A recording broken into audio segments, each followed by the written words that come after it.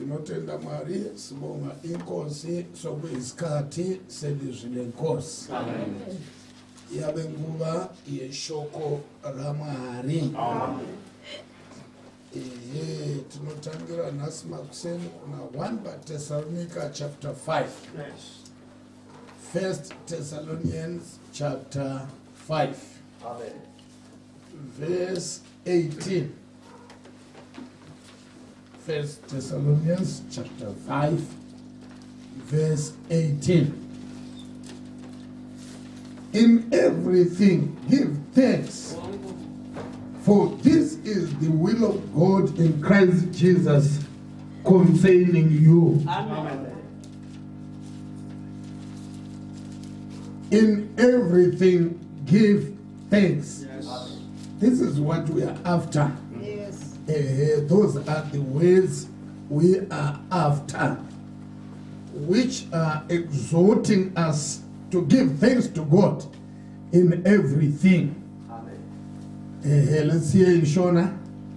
1 Thessalonica chapter 5, verse 18. More volume, my dear. More volume. I mean him.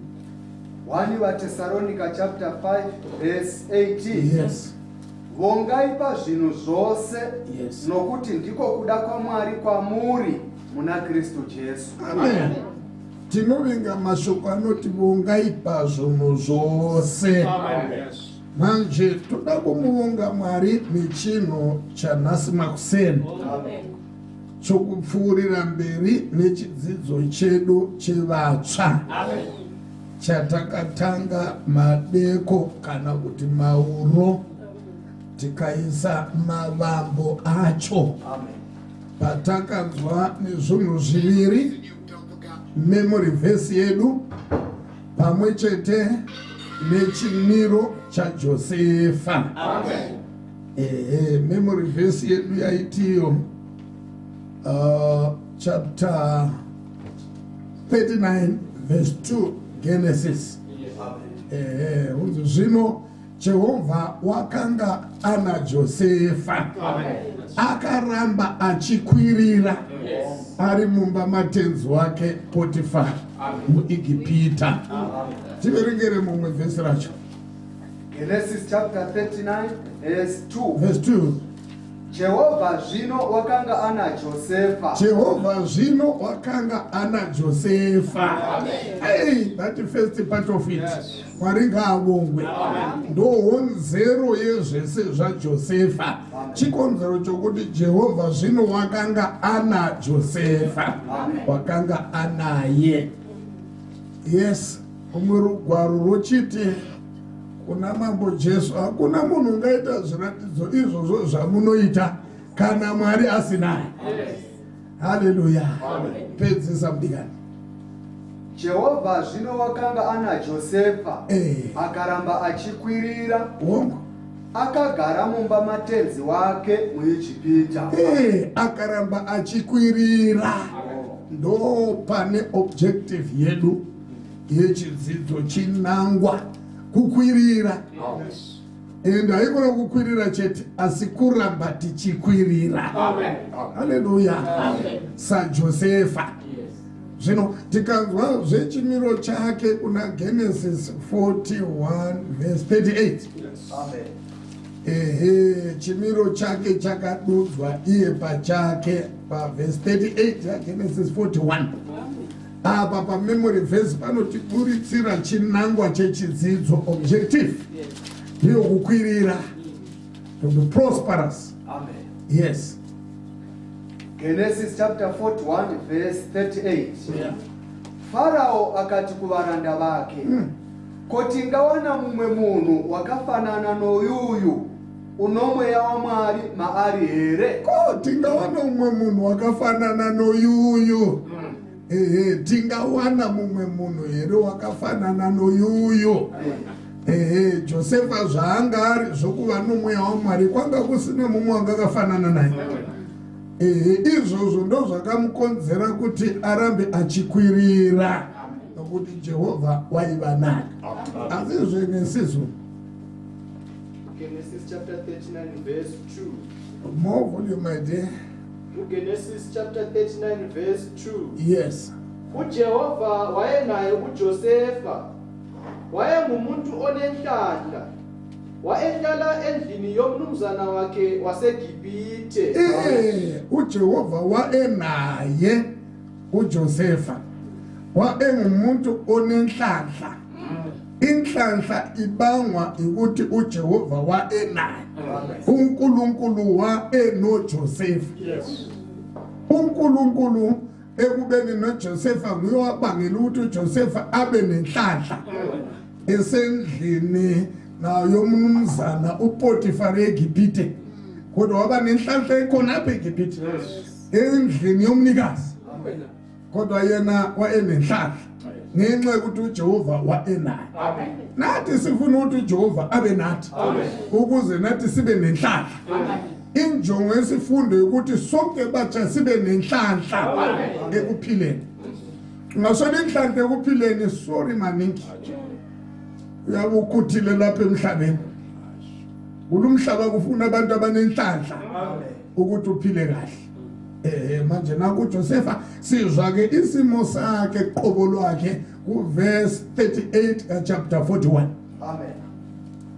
Genesis 41 verse 38. Wathi uFarao ezincekwini zakhe, singathola ini onjengaye? Umuntu onomoya kaThixo na? Singathola yini onjengaye? Ngoba babengekho eGibhithe lonke onjengaye. Naphakathi kwabadala laba ababephethe ubukhosi bakhona wayengekho onjengaye.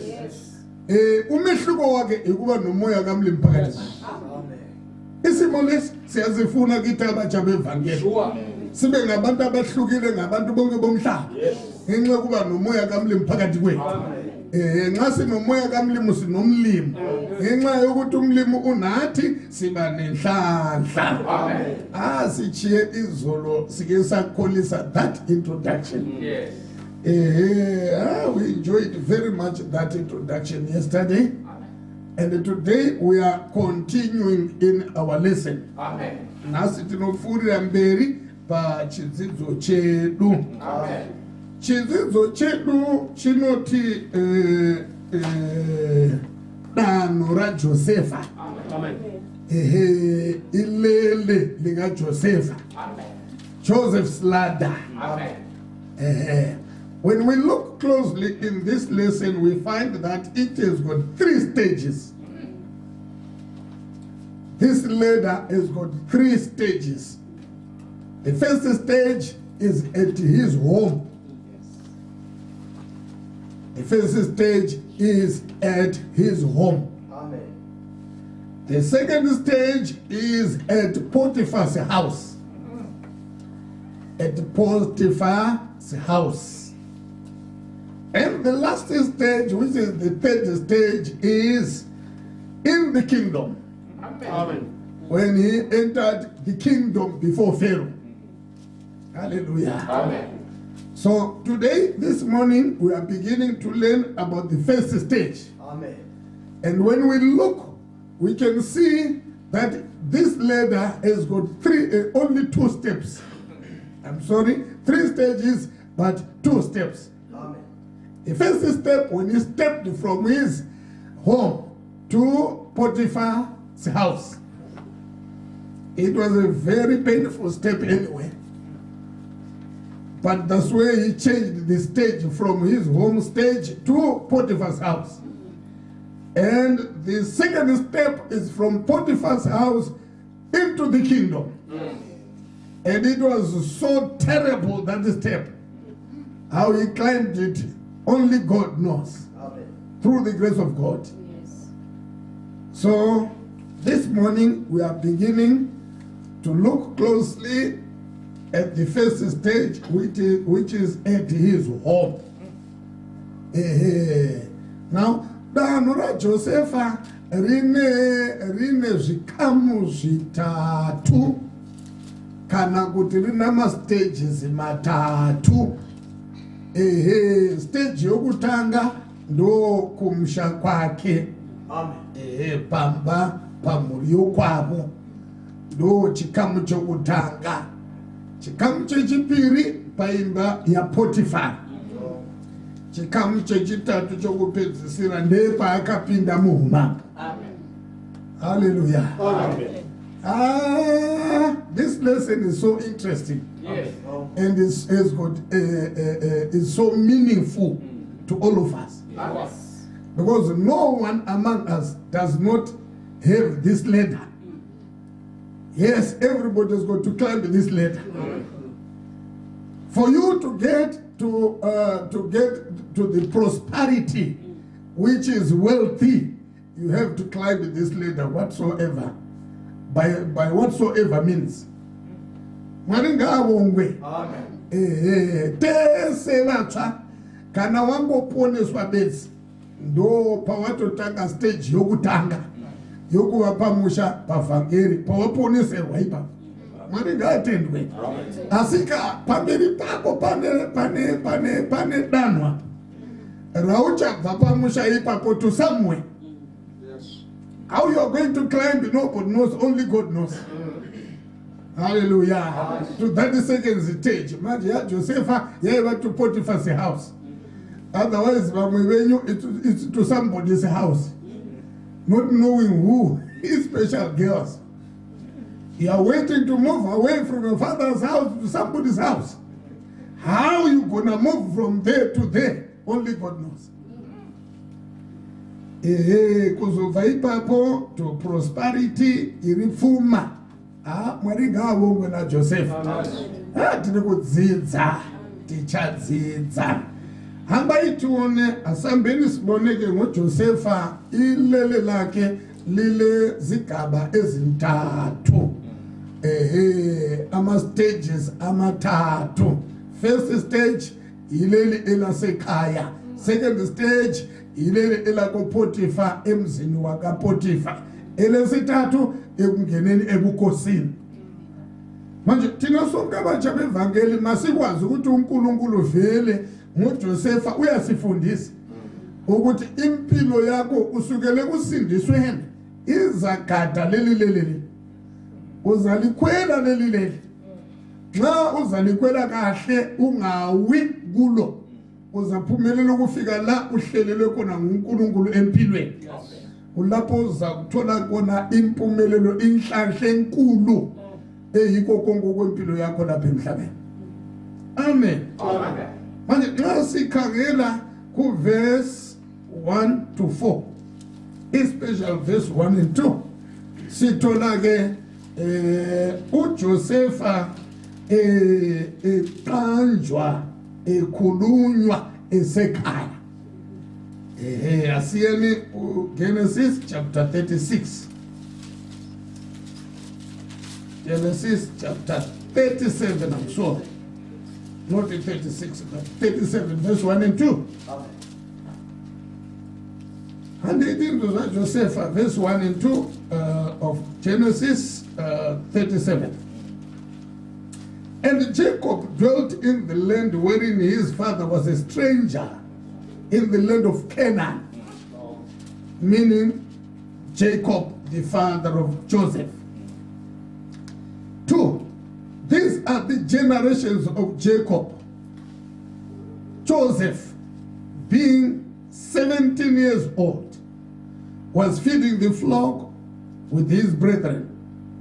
And the lad was with the sons of Bilhah and with the sons of Zilpah, his father's wives. And Joseph brought unto his father their evil report. Genesis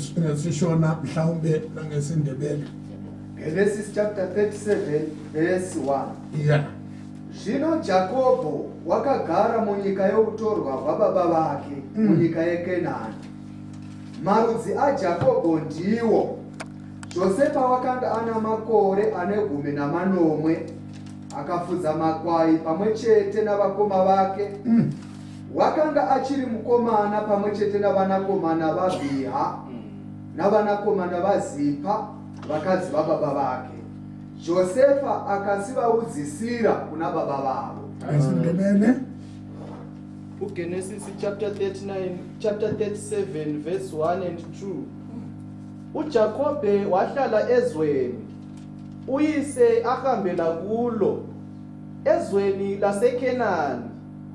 Lokhu kuyinzalo kaJakobe. uJosefa eseneminyaka eyi-17 walusa nabani wabo emhlambini. Lo mfana wayengumadodana kaBilha namadodana kaZilpa omkayise.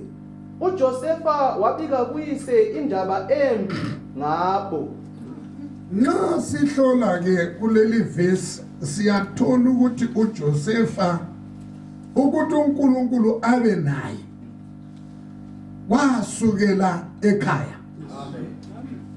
Ngoba uyise wayemazi uThixo.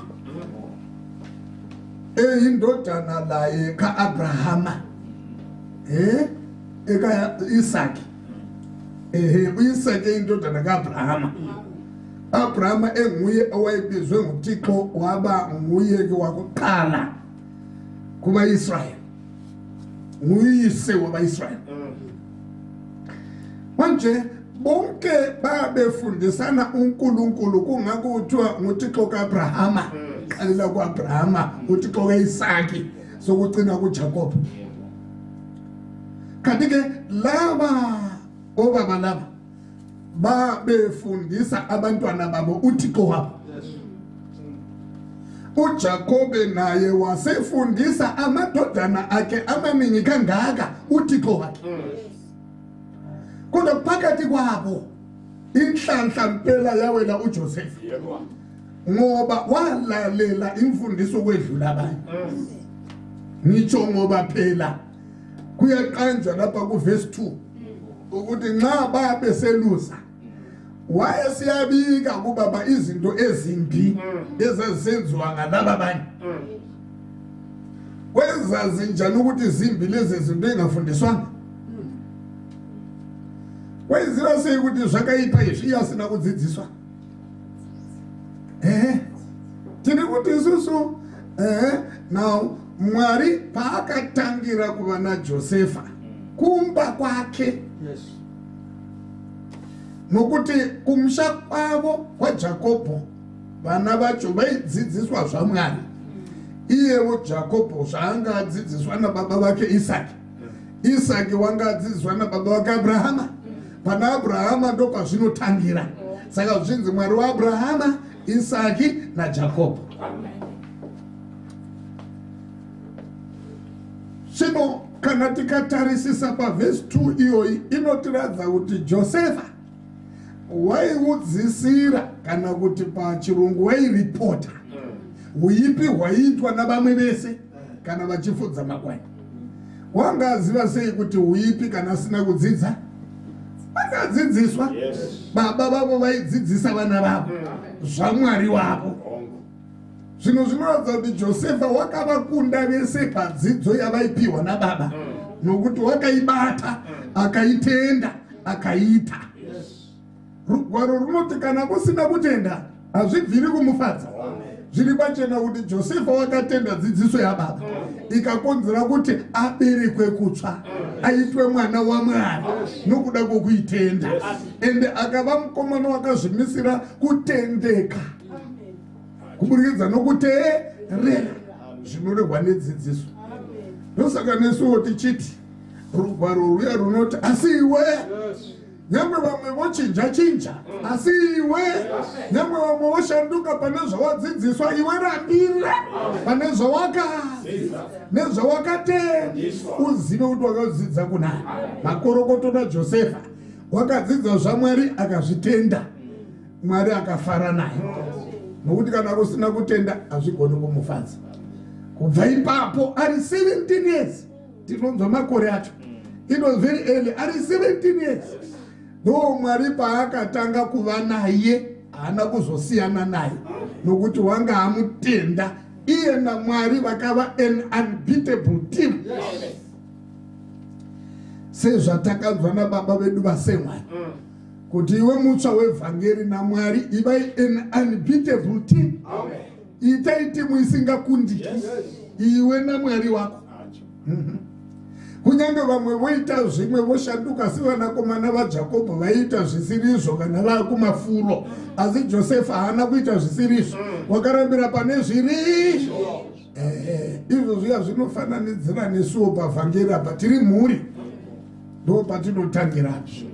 Mwari ngaatende. So we are very happy to discover that Joseph found God as early as at 17 years of age. 17 years old. That's when he found God, and God found him. From the 17 years age, they never parted from each other. God never left Joseph, and Joseph clung to God. Because when they were shepherding the flock, coming back home, he used to tell the father what these others were doing, which was wrong against what they had been taught. Joseph resolved in his heart to be faithful and to be obedient to the doctrine they were given by the father. And likewise, all of us, let's be like Joseph. Since we believed in the doctrine and we are saved, we are the youth of the gospel, let's cling to the doctrine. And asiwe kunyangwe vamwe vazvavo voshanduka vachiita zvavasina kudzidziswa nababa vedu vasemhari, vachiita zvatisina kudzidziswa nababa vedu vasvanda. Isu ngatirambire pane zvatakadzidza nezvatakatendeswa. Takatendeswa mani, zvatakanzwa navasemhari takazvitenda. Takatenda in so much so that hakuna mumwe futi uchauya nemamwe madzidzisiro atinobvuma futi. Hakuna. Unoziva ndakatenda baba vakandibereka namai vakandibereka zvokuti hakuna mumwe achauya kwavamai vangu futi hazviite. Chirudzi ndizotenda futi mwati ava ndo vanga vamai ava nokuti vakadai kudai kudi. Kufupika kwavo ndokwavo nevana vavo, kureba kwavo ndekwavo navana vavo, kwamai vangu ndimai vangu vari zvavari, kwababa vangu ndibaba vangu vari zvavari. Saka vasemwa ndo baba vedu, vasivanda ndo baba vedu padzidziso iyi. Nokuti nokuitenda takabva nesuwo taponeswa tikatanga kuva naMwari. Sichikuti uNkulunkulu makabongwe ngalesi sifundo lesi. Siyasifundisa nathi ukuthi njengoJosefa owafuma noNkulunkulu ene 17 years, wafundiswa ngoNkulunkulu wakholwa, uThixo wajabula ngaye, uyena noThixo bahlangana, baba yiteam enganqobekiyo. And for sure ayizange inqobeke. Sukele ekhaya firifiri zokuzonda ngabafowabo azange simnqobe. Sukele qansa esiyaphezulu endlini kaPotifar nendlela aqansa ngayo wanqoba. Hambe ezweni angalaziyo kodwa zange guquke. Khona emzini kaPotifar babe bonke. Still being a team. Esuka khonapho eqanjelwe ejikwa nawo ejele, khona ejele babe bonke. They became an unbeatable team until he died. But his mate, his other teammate did not die because God does not die. Joseph ndiye akafa asiyimbi yakhe wetimu yakhe hana kufa ndi Mwari. Manje nasu unomwari wa timu nesu manje. Hallelujah. Siyabonga kakhulu. Manje konapa ku first now inkulumo maqonda noJosefa ukuthi uNkulunkulu wamthola njani, kulapha esine subheading ethi yona esifundweni sethu seeking God early. Kulapha esine subheading isigaba sakonapho kustage yasekhaya lapha.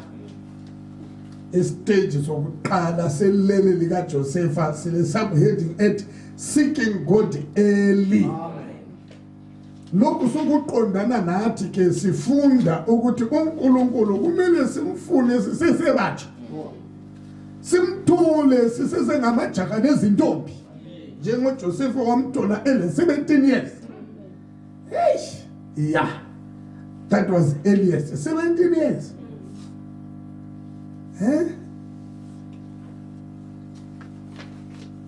And he went with God until he was 30 years of age when he entered in the kingdom of Egypt. If I'm not mistaken, around 30. From 17 years to 30 years moving with God.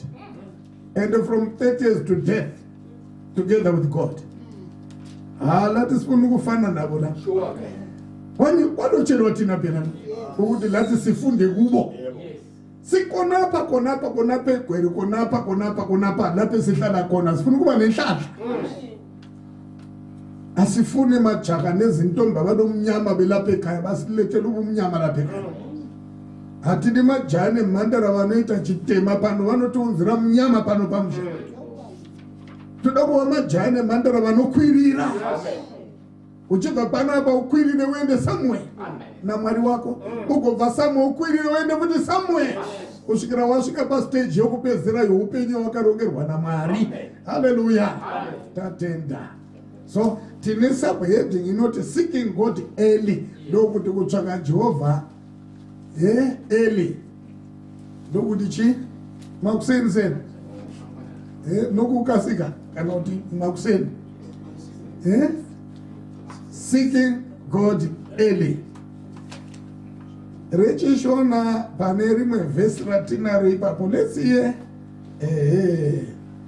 now subheading iyoyo inobva paverse 2.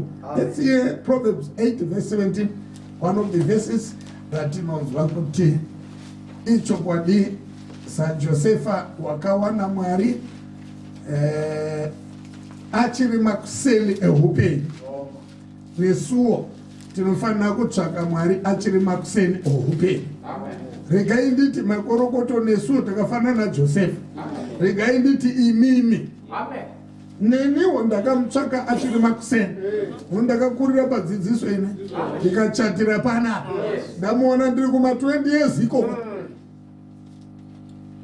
Yes. So Proverbs chapter 8 verse 17 says, Proverbs chapter 28 verse 17 says about seeking God early. Yes, here am I now. Ashika chapter 8 verse 17. Amen. 17th verse. I love them that love me. Yes. Yes. And those that seek me early shall find me. Amen. Hallelujah. Amen. Those that seek me early shall find me. Yes. Like Joseph is one of them. He sought God early and he found him. Amen. Like us also, we are one of them. Because we sought God and found him. Amen. If anybody has not found God among us, don't be late. God wants those who seek them early. And he promises that those who will seek me early shall find me. If you seek him, you'll find him. If you forsake him, he'll forsake you. Yes, nothing to Nechishona. Verse 17. Ndinoda vanondida vanonditsvaka nomwoyo wose vachandiwana. Amen. Amen. Iri harina kuzotaura zvokumutsvaka eli, raakutaura zvokutsvaka nomwoyo.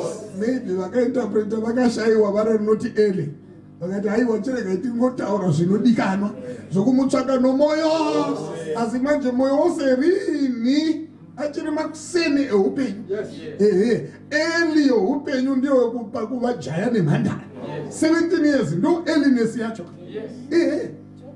Eliness yacho. Manje makorokoto nesuwo vatsva vevhangeri sezvakaitawo Josefa takamutsvaka achiri makuseni eupenyu tichiri vatsva tikamuwana. Tinobonga takamuwana. Ndo panokosha ipapo. Haleluya. Hanzi Jehovha zvino wakanga anacho akuigindita uko asamuwanira kumusha achiri makuseni eupenyu riri jaya re17 years chiri chikomana ndovakamuwana ipapo. Ndakurangarira mazuva tina vasengwa tiri Green Gables tiri zvikomana Mwari tamuwana. Yes. So we are very happy to step in the steps of Joseph. Zvinofadza izvi. Nokuti kuona Mwari kurohwa kusi kuona chechi. Kuona Mwari. Kuona chechi ndechimwe chinhu. Asi kuona Mwari ndechimwe chinhu. Kana ukawana Mwari, Jehovha anobva ava newe. Iye wochikuchengeta manje. Iye wochiramba anewe. Woita kuti urambe uchikwirira. Manje kana une chechi haukwiriri, chechi haingakukwiridza. Aiwa. Hazviiti. Toda kubonga Mwari nokuti takaona Mwari hatina kuwana chechi. Nyange vamwe vachitiona setine chechi asi hatina chechi. Chatinokoshesa ndiMwari. Mumwe nomumwe waakawa anoita kuti tisiyane nevasina Mwari. SaJosefa wanga akasiyana navese veIgipita nokuti mukati make maiva nomweya waMwari. Saka vasikana nevakomana, farai and be serious. These are things of life. Tiri kudzidza zveupenyu zvauri nhasi nezvauchava mangwana kusvikira apo kusvikira pakundofa. Hanzi ndinoda vanondida, vanonditsvaka nomwoyo wose vachaita sei? But in English, those who seek me early. God wants people who seek him early. Haigona seek him late. Umbuti wapedzera ujaya bwese kuchihedhe. So late waasekuru. Wakuenda pakukotama kukupera kwamakore ndopo utsvaka Mwari. Ikona of course unomuwana, but God doesn't like that. Yes, in the Bible. Amazwi ahlakaniphileyo chapter 8 verse 17. Aitanga tichinangana nenyaya iyoyo yokutsvaka Mwari eli cheteka. Taizoona kushata kwazvo.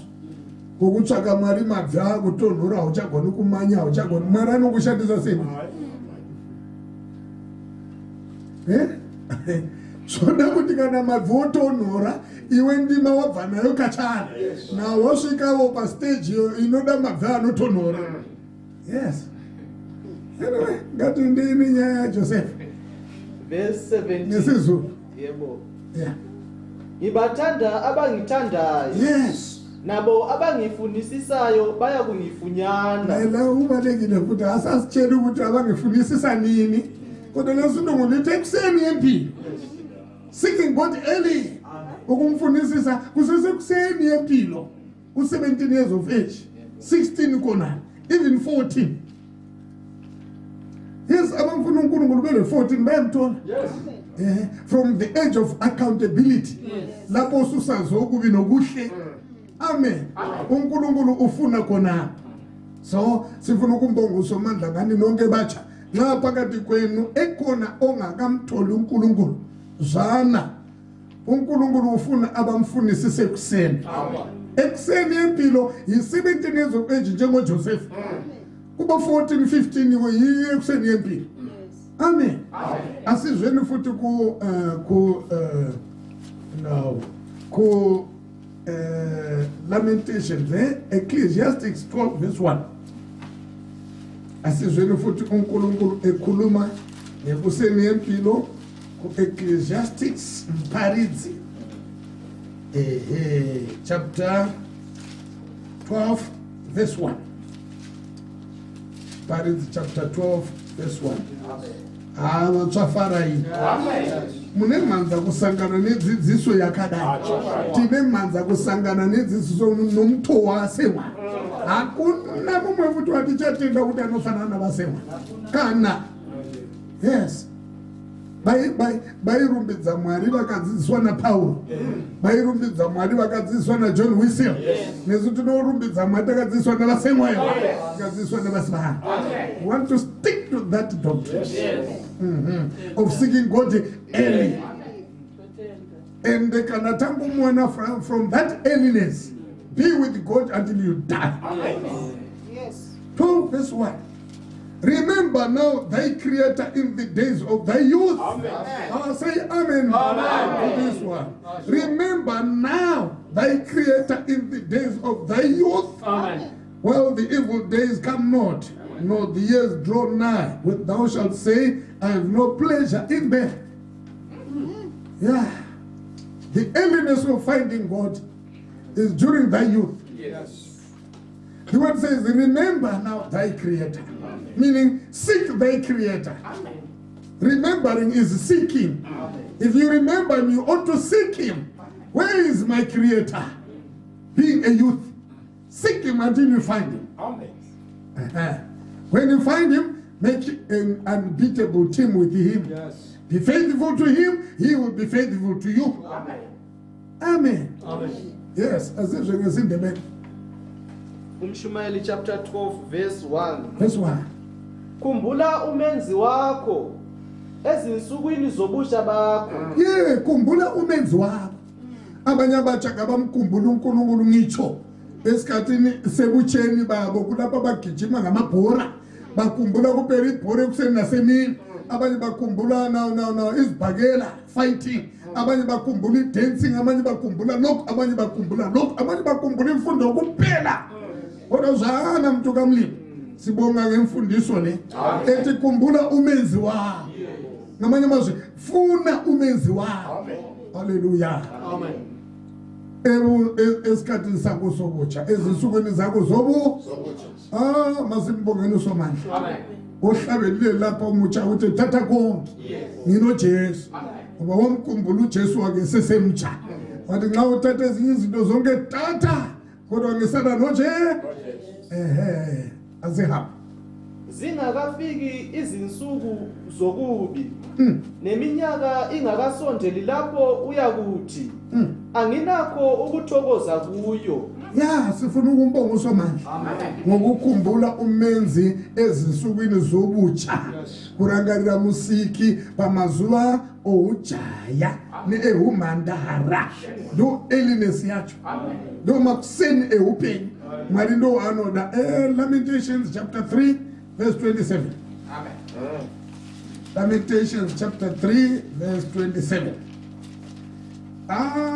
We are so happy to be like Joseph, who sought his creator early in his youthful days. Verse 27.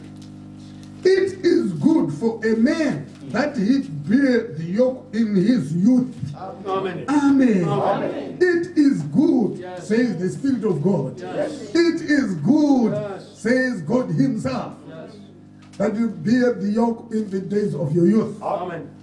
Amen. Amen. In other words, the opposite, it is bad. Tesh. Yes. Isililo chapter 3 verse 27. Verse 27. Kulungile kumuntu ukuba athwale ijokwe lakhe esemutsha. Kulungile kumuntu bathwale ijoko lakhe yes, ijoko lobuthixo, ijoko lokuba ngumKristu. Kuthiwa kulungile ukuba alithwale esesemutsha. Amen. Okhuluma ngomoya kaMlimi la. Okhuluma nguThixo ukuthi okulungileyo yikuthwala ijoko usesemutsha. Ekona abanye abathi angizakhonza uMlimi nxa sengimdala. Xa usumdala akulunganga. Xa usumdala akulunganga. Xa kulungile usesemutsha kodwa nxa usumdala akulunganga. uNkulunkulu uyazazi impilo zabantu ukuthi nxa kunje sokulungile ukuthi umuntu abe nje. So ukuthwala ijoko lesikristu lufuna usesemtsha njengoJoseph kule 17 years ukuthi yonke imfundo ingene phakathi kwakho ungakangeni into zomhlaba. Ayikona uqala nezinto zomhlaba sofuna ukuthi usugcwele ngomhlaba. Ugcwale ngalokho nangalokho ekucineni sufuna ukuthi qombijana phezu kwerabishi yonke le enkunkuma yomhlaba ebuthongweni uphupha izinto wazibona kudala ezamadlozi lapha uthi ngoba izinto wazibonayo ziyabuya buthongweni usuviringika kanti ke nxa uqala usesemtsha yikuthixo bodwa nxa uphupha nasemaphupheni uphupha ubuthixo kuphela eza komlimi ngoba zigcwele kuwe. Amen. It is good. Yes. That is the nation. Mariro Jeremiah chapter 3 verse 27. Wenzera manango voice rithi kusimuke ifuthi. Mariro Jeremiah chapter 3 verse 27. Zvakanaka kuti munhu atakure joko rake achiri muduku. Zvakanaka. Ari kudaro mweya waMwari handiti.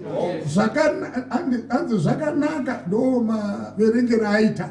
Ini ndombochinja handiti zvakanaka kuti munhu atakure joko rake achirimo. Hazvina kunaka kana wakura. Kana rati zvakanaka kutakura uchiri muduku. Ratodudza kuti kana wakura zvina kunaka. Kuda kuti takutaku nejoko iwasekuru uchaitei? Nyamba waifanira kuzoti wasekuru manje woshandisa mabvi pamunamata uchinongedza Mwari kune zvawaita zvouduku. Yes, zvakanaka. SaJosefa 17 years watakura joko rokuva naMwari, roumwari, rokutungamirirwa naMwari. Ende ndiye Mwari waiti kana madzikoma achimurafura Mwari oti nyarara sunga iwe. Zvakanaka zvezvo. Ukaverenga pazasi unzi ngaagare ari woga. Anga asina partnership Josefa navamwe vese vakamuvenga vese akava ega against so many. But they never conquered him. Akaramba ari zvaanga ari nokuda kwaMwari waiva. So batsva rumbidzai Mwari zvamuri zvakanaka. Josefa akazvitanga ari kumba kwababa vake. That was the first stage where he found God and God found him. Yes. And God started to be with Joseph from there. He never left him right through the whole course of life. That's why he was prosperous. He was caused by God who was with him. Yes. His was to be faithful to God. Yes. And the whole part of life was God's duty to make everything prosper. Amen. Tinobonga. Mwari ngaatendwe. Manje kubva paverse 3 up to verse and back to chapter 37. From verse 3 up to 11. Tiri kudzidza manje rutivi rwaMwari. Rutivi rwaJosefa rwakava rwokumutsvaka Mwari nokumuwana. Zvino taakuchiona results anoratidza kuti Mwari wanga ava naye. Ndokwaakatangira Mwari kuva naJosefa. Muteerese nyaya iyi naika. Haasi Josefa waiva naMwari, asi ndiMwari waiva naJosefa. Nechimwe chinhu kuti iwewe uve naMwari, Mwari achitevera iwe. Asi nechimwe chinhu kuti Mwari ave newe, iwe uchitevera iye. Tinoda Mwari pamberi, isu mumashure. Haikona isu pamberi, Mwari mumashure. Kana Mwari ari pamberi, unenge achitungamira maplans aakaplana iye pamusoro pako. Kana iwe uri pamberi, unenge uchitungamirira Mwari maplans aunoda iwe. Ndiko zviya zvokuzomanikidzira Mwari kuti upfeke zvinhu zvaasingadi zvaunoda iwe. Wozonzwa mumwe achiti kana Mwari akasadai ndinomusiya. Waona manje? Uende pamberi paMwari. Hatidi vatsva vakadaro. Tinoda vatsva vanotevera shure kwaMwari. Kunyange zvorema. Yes, sifuna vatsva valandeli uNkulunkulu. Haikona vaholi uNkulunkulu. Avati kwesinye isikhathi nxa engatholanga into azifuna athi uNkulunkulu angekeli kukwenza lokhu ngiyamchiya mina. That's a different standard altogether. We want those who will surrender their lives. Yes. Yes, abathi bona nxa behlabelela bathi bona bekhuluma ngoThixo ebahola. Bathi nxa uJesu engihola angilakho ukusola ngoba amandla yiwa athola kumkoleliwa. Uyezwa phambili bathi noma indlela inobumnyama ngingayiboni indlela kodwa yena uzangilungisela ngizamlandela lapha ngiholela khona. Asifuna abatsha abafuna ukuhola uNkulunkulu entandweni yabo nasezifisweni zabo nasembonweni yabo. Amen. 17 years of age uselandela uNkulunkulu. Ati Josefa thula nxa bekuthuka azange abasola abafowabo. Kuva pa verse 3 kusvika pa 11 tinonzwa nokuona nokucherekedza Mwari akuzviratidza kuti wave naJosefa. Tiverengere verse 3 up to 11. Teresesai muchanzwa ipapo. Genesis chapter 37 kubva paverse 3. Yes. Zvino Israeri wakanga achida Josefa kupfuura vana vake vose, nokuti wakanga ari mwanakomana woutana hwake. Hongo, Bhaibheri rinoti chikonzero ndechekuti aiva mwanakomana woutana. Asi kana mukacherechedza Israeri waiva nomweya waMwari mukati make. Saka chaida Josefa mukati make handi nyama yake, mweya waiva mukati make. Reason yokudikana ndeyekuti waiteerera. I should say amen to that. Amen. Zvaidzidziswa ndo zvaiita kunyange nokumafuro. Wozouya wodzisira baba zvavanga vachiita vachipesana nezvavadzidziswa. So mweya waMwari mukati maIsraeri uchibva wamuda Josefa. Yes. So wonderful to be loved by the Spirit of God. Zvinokosha kudikanwa nomweya waMwari. Ukaona uchidikana nomutungamiriri haasi nyama yomutungamiriri nokuda mweya womutungamiriri. Nokuti mutungamiriri haasarudzi vanhu. Haiti zvokusarudza kuti nokuti murefu uyu mupfupi, haikona. Mweya waMwari ndiwo unodira munhu kuteerera kwake. Haleluya. Kuzvipira padzidziso nokuirarama. Nokuti hatidiri munhu chimwe chinhu, kati tinongomudira kurarama dzidziso. Haleluya. Mwari ngaabonge. Saka rudo urwu runoratidza mweya waMwari uri muna Jakobho uchida Josefa kupfuura vamwe vose. Achidirwei? Nokuti waiteerera. Aidirwa pakuti waiteerera. You see, kuteerera ikoko it was honoring God. Kwaiva kuti uremekedza Mwari. Kana uchiteerera uri kumuremekedza Mwari. Haleluya. Unenge uchitomutya Mwari. Yes, ngatifambe mudikani. Akamuitira nguo yakanga yakareba ina maoko. Hakuna mumwe futi pakati pavo vese vana vaJakobho vaiva vangana 12. Aiwa kaBhenjamini wangasati ava papa. Handiti ka? Vaiva 11. Iye Josefa ari wechi11 pamusoro pe10. Asi vese vari 11 kudaro 1 akaitirwa nguo ina mavara akadai 1. Ndiye Josefa chete. Vamwe vese hakuda kana 1 unomboitirwa nguo iyoyo. Why? Kana ukanyatsocherekedza yanga isiri nguo, waiva mweya waMwari kutoprofita zvaachava izvo mangwana. Umambo. Mweya waMwari waitoti reveal that kingship where he was going to. At the end of the ladder.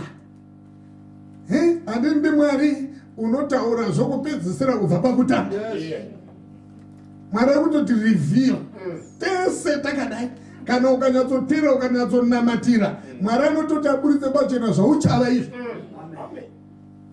Handidi kunyanya kubataura ipapo, but it's true. 4 coming events cast their shadows ahead. Maevents anouya anofana atumira mimvuri yavo.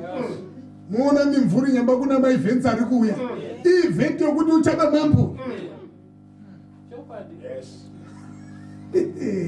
Tose takadai zvauchava izvo paunongoponeswa namimvuri yezvauchava izvo inotanga kuratidza. Ameno iwewe, ameno inini. Hatidi kutaura zvangu nezvako, hatoda kufanana naJosefa. Tichamuwanepo ukafanana nouyu. Hey, can we find any such like? Is this one? Haiti kudini kuya pachirungu. Nezuro paya paya. Such as. Such as one or such a one? Such a one. Verse 38. And the Pharaoh said unto his servants, can we find such a one as this is? Such a one as this is. Look at this such a one. Right at the father's house. There is a royal gown which is being made for him by the Spirit of God. Reuben never got such. And the next one, only who never got such. But only Joseph. This gown was profiting. That tomorrow he's going to be a very big man. With a different attire from everybody else. It's enough for me to say that. Look at him when he is now a king of Egypt. He is even father to Pharaoh. What type of attire was he putting? Different from everybody in Egypt. No, amen. Amen. Shakwana. Live to be what God planned for you. Amen. Yeah. This Botswanian session is very rich. We thought it was going to be much interesting when we are in Botswana. And yet it's not so. Wherever we are, Yes. as long as the Spirit of God is there, look at this, right at home, being a family. Hear what we are getting. We never got it at the camp meeting. At such an early age. God is revealing what is going to be at the end of his life. Tapedza shama, ngatidzike nayo tinzwe zvimwe zvatinonzwa ipapo zvinoratidza umwari. Iri gauni rinoratidza Mwari. Yes, Mwari achiratidza kuti wakasiyana nevese apa. Ngatifamba. Verse 4. Vakoma vake vakabona kuti baba vavo vanomuda kupfuura vakoma vake vose. Dai ndandirini mweya waMwari waibvumira taizoti vakoma vake vakaona kuti mweya waMwari unomuda kupfuura vamwe vose. Because in his father was nothing else but the Spirit of God. Yes. Whatever Jacob did was caused by the Spirit in him. Yes. So it was God loving him than all others, because he loves them that love him. These all others did not love God like Joseph. They practiced a different life against the doctrine. Handiti rugwaro runoti unondida uchachengeta mashoko. Yes, kana Joseph achengete mashoko ari kubva kuna Mwari muna baba ndosaini yokuti unoda Mwari. Ende yeti Mwari ndinoda vanondida. Ava vamwe vose pakusachengeta kusada Mwari. Chenjerai vatsva. Nauyo kuda Mwari haisi pamuromo chete. Iri pakuchengeta zvaunodzidziswa. Asi iwe nyangwe vamwe voita zvisiri izvo, asi iwe be like Joseph. Be such a one as like this one. Kuti madzikoma ese pamusha handindoreva sangano racho. Sangano rese rahedhuka riri kuita zvisiri izvo kana riri kumafuro. As only one. Yes. Cling to the standard. Lift up the standard high. Amen. Yes, that is up. Vakoma vake vakabona kuti baba vavo vanomuda kupfuura vakoma vake vose, vakamuvenga. Vakamuvenga. Vakasagona kutaura naye nomufaro. Tarira dambudziko ramuka manje. Vakamuvenga. Kana votaura naye vakakoniwa kutaura naye nomufaro. Kungotaura nehasha kupera nokuda kworuvengo. Kana wangoda kuti ataure naJosefa dzango vahasha kupera nokuda kworuvengo, vachimuvengera kuona kuti baba vavo vanomuda kupfuura vese. Nyamba ari mweya waMwari. Handiti naningi uyu ndozvaakavengerwa naKaini. Abheri handiti akavengerwa kururama. Kaini aona kuti chibayiro chaAbheri chagamuchirwa naMwari akamuvenga. Always unenge aona kuti unokundwa pachiKristu, the next thing kuvenga unomukunda. Ukaona usingavengi unenge uchiri right. Kana usiri right unotomuka godo chete. Ukangokundwa pakuimba godoko. Ukangokundwa pakuita machapter nemavhesi godoko. Kwakutovenga. The next thing kubva pakuvenga kwakuuraya manje. Yes, ngatifambe. Verse 5. Zvino Josefa akarota hope, akaudza vakoma vake, ipapo vakanyanya kumuvenga. Akomana ngatifambe tinzwe. Akati kwavari, inzwaivo hope dzangu dzandarota. Tarirai, takanga tichisunga zvisote mumunda. Vonei chisote changu chikasimuka chikaramba chimire. Ndikaona zvisote zvenyu zvichikomba changu zvikakotama pamberi pechisote changu. Wena pamusoro penguo iya yakaisvonaka yaratidza rudo paamanje nechinoratidza kuti naoke tichamukotamira. Andikaona zvizote zvenyu mese necharubheni mukoma nachiona chichindikotamira chichikotamira changu chizote. Ngatifambe. Verse 8. Vakoma vake vakati kwaari, ko iwe uchabata ushe pamusoro pedu kani? Asi handiti hope dzaratidza chii? Hope dzaratidzei? Dzaratidza ushezvi. Kuti uchabata ushe zvabvepi? Zvabvepi? Vazvitora kupi? Vazvitora pamutauro wehope. Hope dzatotaura kuti nyaya yeumambo. Asi manje hadiwo umambo hwakaguma apa huri. Asi wakahuratidzwa riini? At that early age, vaakatangira chikristu mwando vakamuratidza kumapeto acho.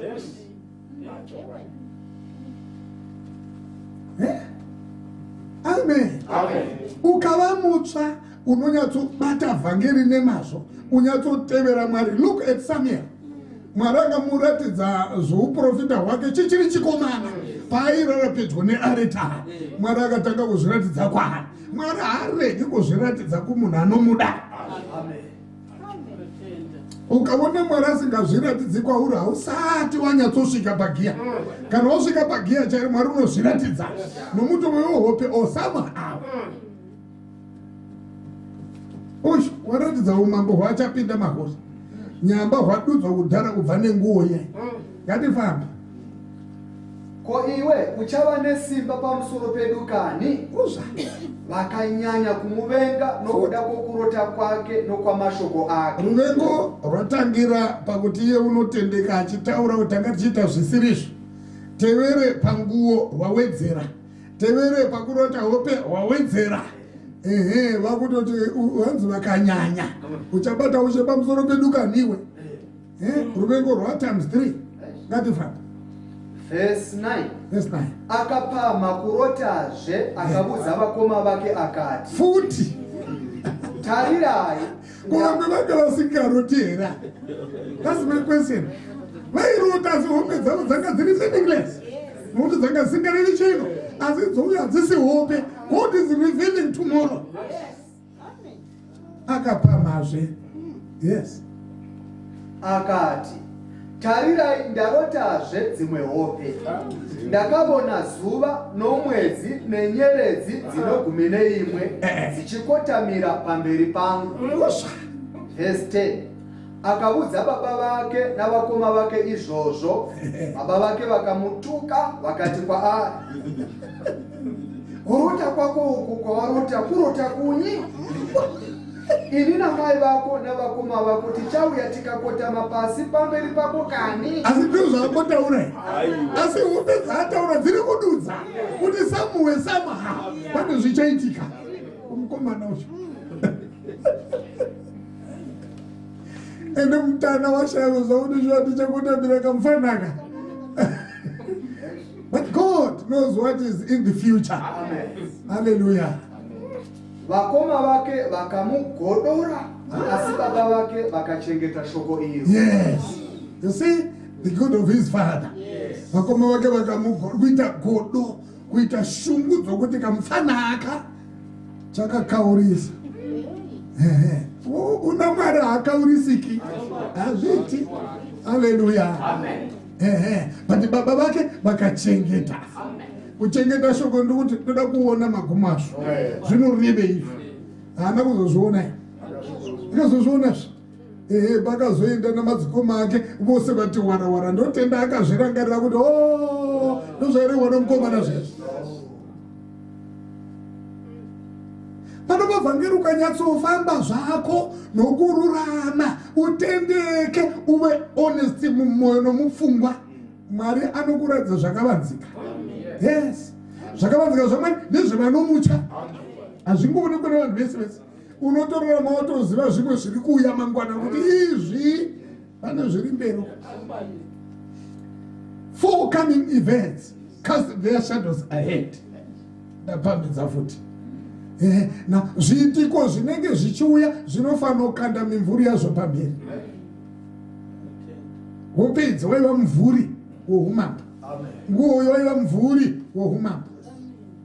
Pano kuti madzikoma afara ati iwe iwombozwana seyikudiwana mari nomuntu wakadai kutoita godo chai godo kutoti godo asi zvenge sindebe funda masinyane ngitule ufunda indima yonke masinyane. Yebo, uGenesis chapter 37 verse 3.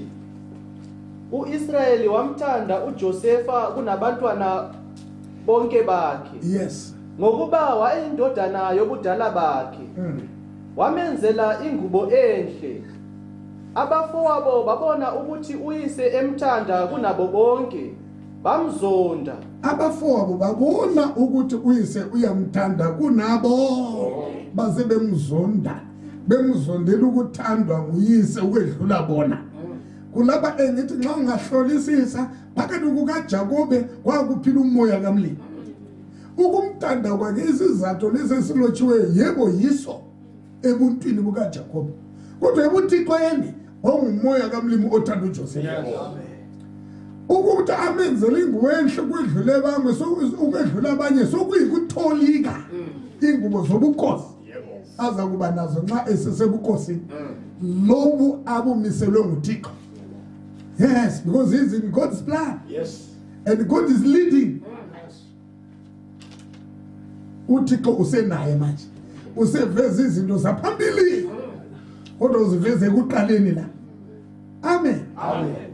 Na uza kuzwa phambili ukuthi kuyatholika konke sokukhomba phambili isithunzi sobukhosi aza kuba yibo bona. Nathi sonke evangelini la ungasindiswa ngempela usindiswe ube ngumntwana othembekayo, uNkulunkulu uyaveza okuphambili kwakho ngawe. Yes. Ulapha bathi ngesilungu forthcoming events cast their shadows ahead. Izenzakalo ezizayo zihle zifake izithunzi phambili zona zingakafiki. Isithunzi sobukhosi lesi. Yes. Uthi nxa sesebukosini uzaqoka ingubo ezitshiyene nabanye bonke. Kambe esebukosini baseGibhithe lo Pharaoh esengumntana kaJosefa. Ngoba litsho njalo iBhayibheli. Uthi uPharaoh ungenze ngaba nguyise wakhe. Wayeqoka ezinjani? Ngoba nongaqoka njengaye angitsho babemlungisela eyakhe yedwa. Amen. Amen. Elithanda ivangeli. Lezifundo lesenza sengezelele ekuphileni. Amen. Yes. Funa ukwengezelela uNkulunkulu azasibonise okuzayo kwethu kukhanye ngezithunzi. Ukuthi phambili kulalokho, phambili kulalokho. Ngoba okufihlwe kukaNkulunkulu kuvezwa kulabo abamesabayo nabamthandayo. Uthi ngithanda abangithanda. Yes, asihambe. Babe ngekhulume kuhle ngaye. uJosefa waphupha iphupho, wabatshela abafowabo, babuya bamzonda kakhulu. Nxa lisithi babuya ukuthi bengezelela inzondo. Asahambe. Wathi kubo, ake nizwe leli phupho enginiphuphileyo. Bekani, besibopha izithungu ensimini, isithungu sami sesuka sema, izithungu zenu zasiphahla, zasikhothamela isithungu sami. Yeah. Verse 8. Bathi abafowabo kuye, imbala uyakuba inkosi yethu na? Batshela ngubani? Anti bathatha bayatolika bodwa isimo sephupho. Yes. Imbala uyakubusa phezu kwethu na? Yes. Babuya bamzonda kakhulu ngenxa yamaphupho akhe namazwi akhe. Kanti wenze njani ungazondela iphupho? Bona babengaphuphi. Ani babephupha? Bekhuluma nabo. Kodwa amaphupho abo ayengaba ngizondo kumuntu. Kodwa wayeyiphupho lika Josefa seliba ngizondo ebantwini. Iphupho. Inxa ukuthi ngiphuphile kwabanje. Phakathi kwabo kwakukhuluma ukuthi ayisophupho le. Uyatolika ukuthi umfana uza kuba inkosi phezu kwethu. Bazi bathi nembala uthi ukuthi uza kubusa phezu kwethu wena. Kodwa noma bengathandi uzabusa phezu kwabo ngoba kuhlelwe nguNkulunkulu. Asam. Verse 9. Waphupha futhi elinye iphupho. Wabatshela lona abafowabo. Elinye futhi lesitu phezu kwaleli lakuqala. wathi bhekani ngiphuphile iphupho futhi Yeah. ilanga nenyanga nezinkanyezi eziyishumi-1 zingikhothamela. Ibe nayo. Wabatshela uyise nabafowabo. Uyise wamsola wathi, liini lelo phupho oliphuphileyo na? Imbala mina nonyoko nabafowenu siyakukhothamela sikhuleke kuwe na? Abafowabo baba nomona ngaye, kepha uyise waliqonda lelozwi. Hallelujah. Amen. Abafowabo bengezelela inzondo nomona ngenxa yephupho. Ngoba iphupho lalitholika. Ngitsho ukuthi la maphupho engasomaphupho nguNkulunkulu oweveza okuzayo phambili. Amen. Kulapha esithatha i-subheading ethi God's workmanship. Ndo patinotora chikamu kana kuti musoro muduku wenyaya unoti tiri basa ramaboko aMwari. Yes. Se zvakanga zvakaita kuna Josefa nesu tose tiri basa ramaboko aMwari. Amen. We are God's workmanship. Meaning to say, when God saves us, He does a perfect work. To everyone, there's a purpose. Amen. Amen. Amen. To Joseph, the purpose was to be a king, so that he can preserve Israel's life in Egypt through Joseph. And to you, there's a purpose why you were saved. God has got a plan. Woo, we are God's workmanship. Amen. Yes, He is an expert God. He doesn't save anyone for nothing. We are saved to save. Amen. We are saved to save God in service. We are saved to save others from the world. Hallelujah. Ngatinzwei zvakanangana nesu pamusoro pekuva a workmanship. Chapter 2 Ephesians verse 2 verse 10 and Ephesians chapter 4 verse 1. Amen. We are also taking from 2 Peter chapter 1 verse 10 and 2 Timothy chapter 1 verse 9. We will read all those 3 or 4 chapters, 3 or 4 verses. Now talking about God's workmanship.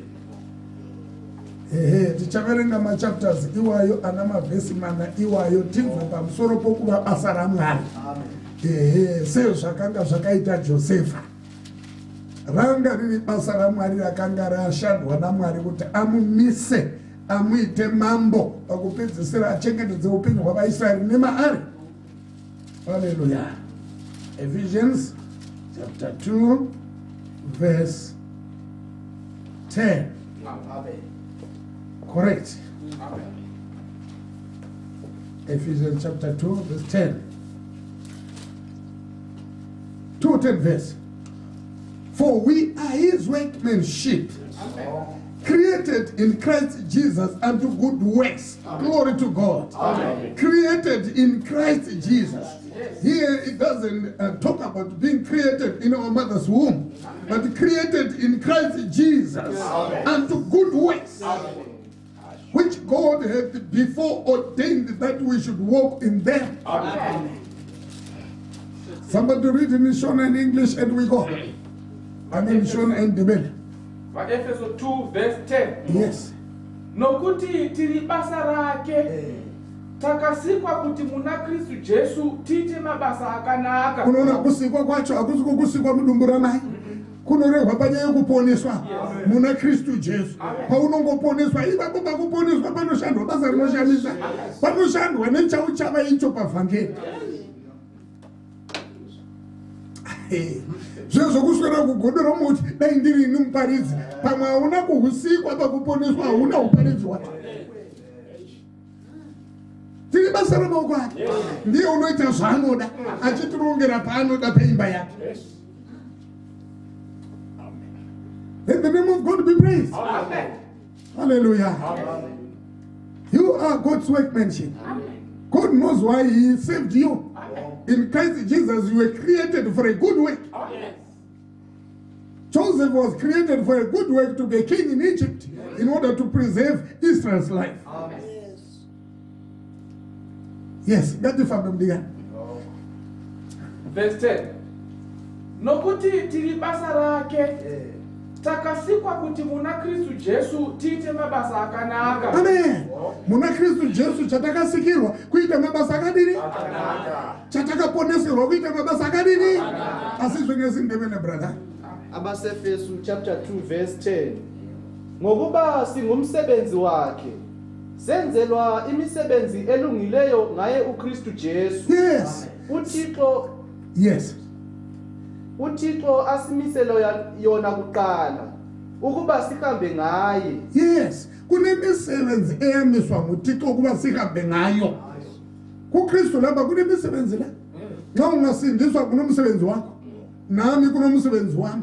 uJoseph kwakunomsebenzi wakhe. Ngokukholwa amazwi kayise wakholwa kuNkulunkulu kanti ke edalwa kabutsha. Hallelujah. Wayedalelwe imisebenzi elungi owakho umsebenzi wakuba yinkosi ukuze kugcinakala impilo yabaIsrael. eGibhithe ngayo.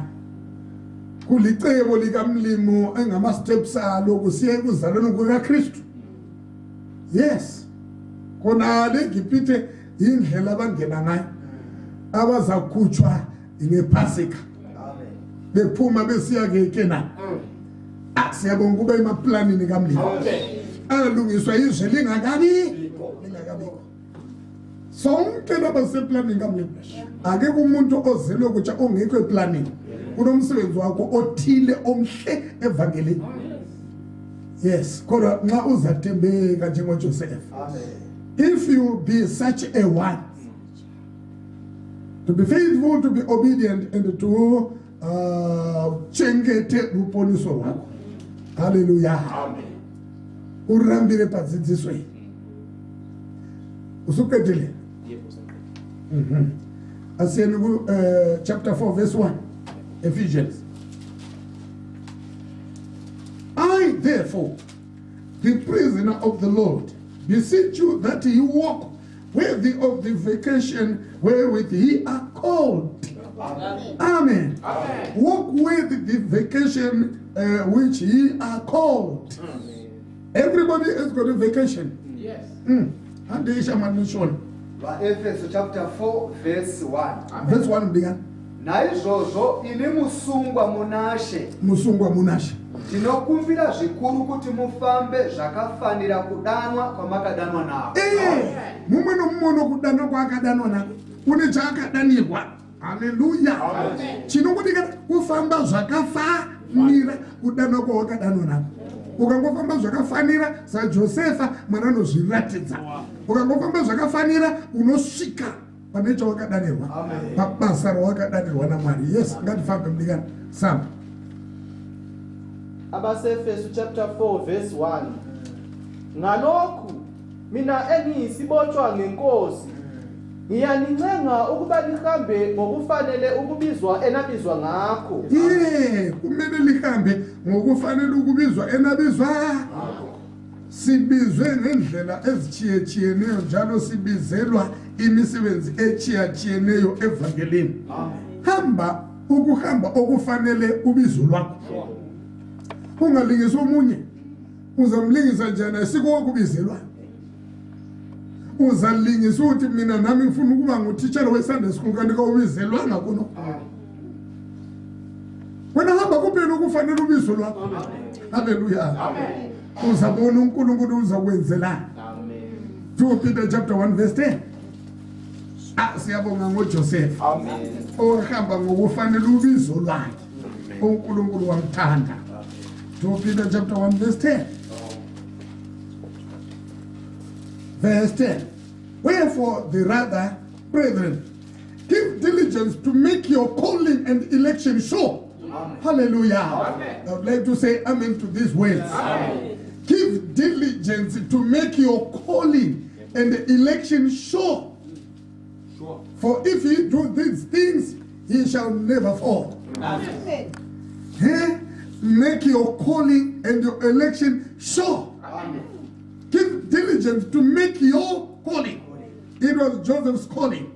I have my calling. Amen. You have your calling. Amen. Don't imitate anybody. You were created alone in Christ Jesus, being born again for a purpose. And the God's purpose for you is only for you. Yes, what's up? 2 Peter chapter 1 verse 10. Yes. Saka hama dzangu, shingairai kwazvo kuti musimbise kudanwa nokusanangurwa kwenyu. Amen. Nokuti kana muchiita izvozvi hamungatongo. Hallelujah. Shingairai kuti musimbise kudanwa nokusanangurwa kwenyu. Mudikani, une chawakasanangurirwa, une chawakadanirwa, ndine chandakasanangurwa, ndine chandakadanirwa. Mumwe nomwe rudano rwa famba zvakafanira rwako ndifambe zvakafanira rwangu. Orwa Joseph. Saka pano pavhangeri apadi ufriends. Uchaita ufriend nomunhu usina rudano rwaunarwo. Ugozoedzesera iye uchisiya rudano rwako. Uchisiya chawakasanangurirwa. Kuti ndoda kuva sanhingi. Inge vananhingi vanodaiwa. Tirongorosa nokusadai. Nyamba vari kudai havana rudano sorwako. Ukadaro wabuda munjanja. Yezvawakarongerwa naMwari. Ende unenge wadisappointa Mwari. Pane zvakaplana zvakanangana newe. Mwari ngatibatsire. Tese vazvarwa. Inzwai mashoko anofadza Mwari. Famba zvakafanira kusanangurwa nokudanwa kwako. Haleluya. Yes. Tiri basa ramaoko, tine chatakadanirwa, tine chatakaponeserwa. Famba zvakafanira chawakaponeserwa. Iva iwe wega pavhangeri. Rega kuedzesera vamwe. Tera Joseph anakuedzesera mazikoma. Nyamba yewanga anorudano rwokuzova mambo kuti vaIsraeri vachengeteke muIjipiti. Dai akaedzesera mazikoma ake. Vainyepa, vaitamba kutamba kwakaipa. Handiti Mwari waisiyana naye. Zvaizovei paplani yaMwari kuti vaIsraeri vapinde muIjipiti. Handiti zvaifeira.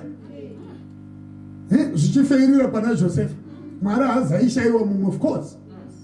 But how terrible it is. Kuti Mwari azotsvaka mumwe panzvimbo yako. Yes. Incwadi yesibili kaPetro chapter 1 verse 10.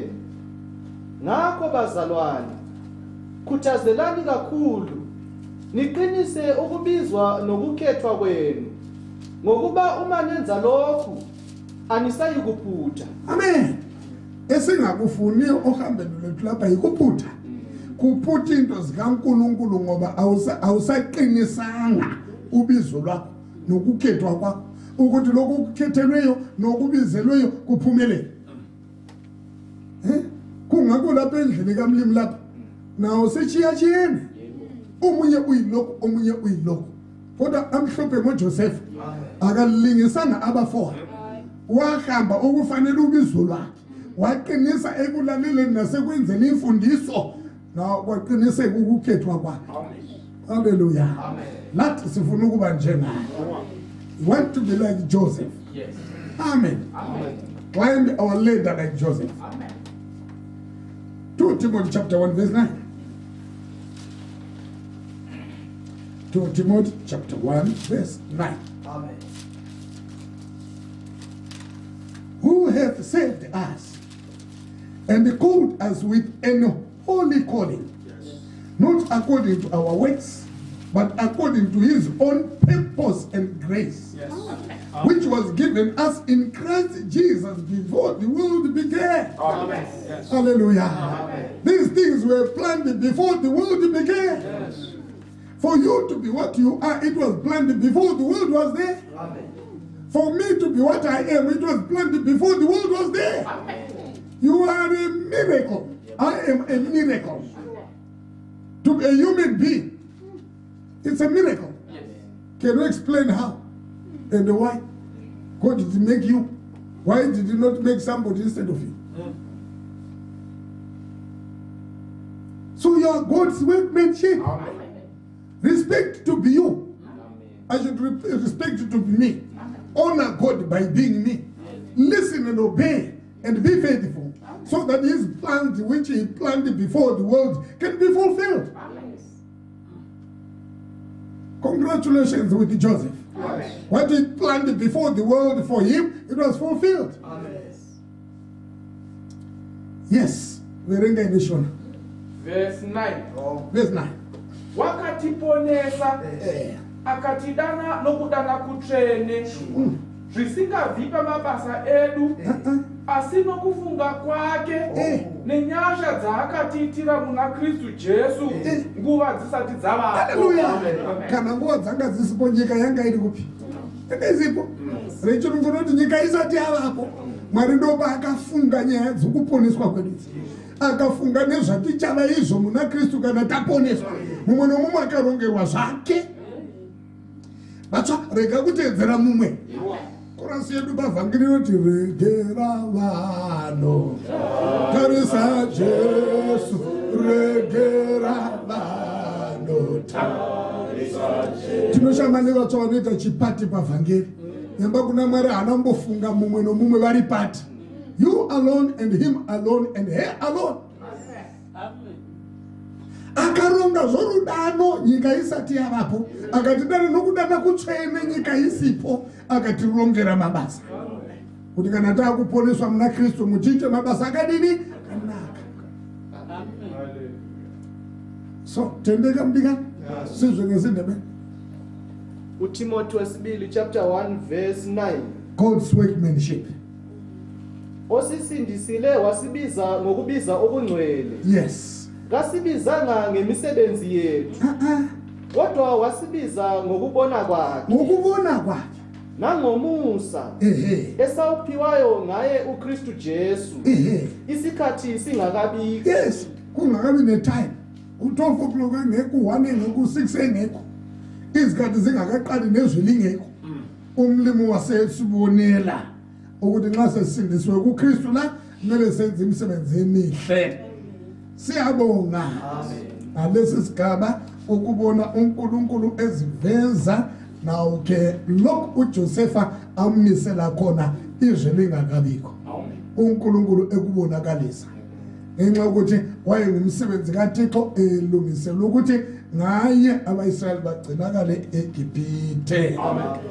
Tinotenda zvikuru ma-subheadings edu 2 anobuda pana chapter 37 verse 3 up to verse 36. Am I right? Yes. 37 verse 1 to 36. No panobuda seeking God early and God's workmanship. Hallelujah. Amen. Kumnandi kangaka ukubheka kuJosefa. Engumsebenzi kaThixo enzelwe elungiselwe ukuthi ngaye nawo ke abaIsraeli bathola ukugcinakala eGibhithe. uNkulunkulu wasemhambisa phambili. Hallelujah. Amen. Manje namhlanje ekuseni yeTemba sizagcina khona lapha. Inkosi sigcina emini siyaqhubekela phambili. Amen. Sibone ke uJosefa eseqansa ilele. Esuka ku first stage, esiya ku second stage of the ladder. Climbing that step. And how painful it was. And after he had conquered whatever he met during this stage at home. Wakakunda Joseph. Amen. Wakakunda ruvengo rwamadzikoma. Akakunda godo ravo. Akakunda mitauro yavo. Kunzi vangasingagoni kutaura naye zvakanaka. Vaingova jinyu kupera. Iwe chokuti hambanambara nokupiwa mazita. Nanasi ndozvo zvinoita pavhangeri ivavo. Kana ukange wararama zvinotosvora vamwe vanokupa mazita. Ende havakupi mazita chete, havagoni kutaura newe. Vakada kuti wataura newe godo rinosimuka. Kana rasimuka pachabudi mutauro wakanaka. So tsungirira mbikani. Yes, itsungirira ndo ladha rako iro. Ndo zvakanangana newe izvozvo. Simbisa rudano rwako nokusanangurwa kwako usakundwa. Haleluya. Usamboita udhiabhorosi nokuti une chawakadanirwa. Mwari ngaatendwe. We are very happy to find God at our early stage of life. Like Joseph. So we want to walk with God right through the course of the life. Takuzoona ke masikati Joseph achiti climb to the next stage. Hallelujah. Amen. Tozo the next stage. The next stage zvaiva worse than the first stage. Zvaipfuura ruvengo rwamadzikoma. Ruvengo rwamadzikoma kusosonewa. Uko. Maybe nezvihombe, but kunyange zvakadaro Joseph climbed that ladder up to the top of it. We also want to climb. Amen. Climb, my dear. Chii chiri kukuremera pavhangeri uri kuvengwa. Regedza zvoruvengo rwevazvarwa. Pamberi pane zvihombe kupfuura zvese. Hallelujah. Otherwise uri kutotrenwa zvauchazova izvo pamberi kuti ukugona kukunda zvihombe zviri mberi. Tarichazve last stage paakabuda musecond stage wopinda mulast stage. Hey wena, ungazvienzanisa nezvemadzikoma? Azviite. Mwari ngatendwe. Saka Josefa wakatanga kuwana Mwari achiri muduku. Mwari akachiva naye achimutungamirira pane zvaakamurongera, nezvaakamudanira, nezvaakamuplanira. Umkulungulu watolwa muJosefa esemncane. Ekuseni yempilo, 17 years. Wamtola uNkulunkulu wethembeka kuye, uNkulunkulu wasemhola. Emholela emaplanini akhe. Aplana ngaye izwe lingakabikho nezikhathi zingakabikho. Nawe mzalwane, uNkulunkulu namaplani na. Akuplanela empilweni izwe lingakabikho. Thembeka. Uhlale noNkulunkulu. Ngoba izinkathazo, ngoba nezinhlupho.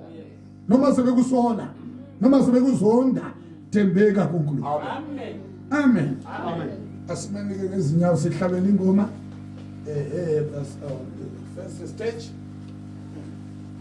127 icilongo. Amen. Asihlabeleni ke ingoma 127 icilongo.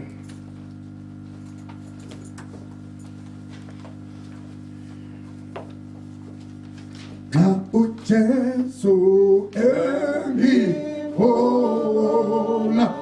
anginakho ukusola ngobamandla yiwa tona kumkhawuleli iwanike laphe engiholela khona lapho engiholela khona lapho engiholela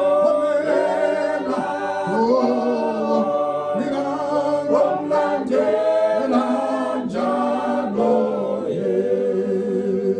anomindleli inobunya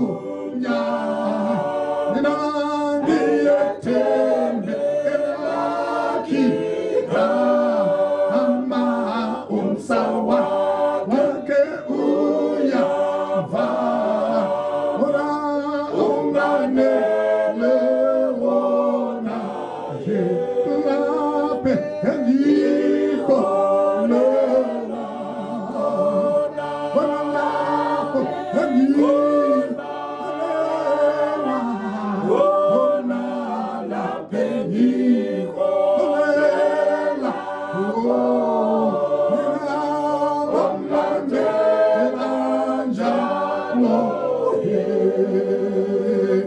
Nomanginga abone yena wongi ongilungi se la pongi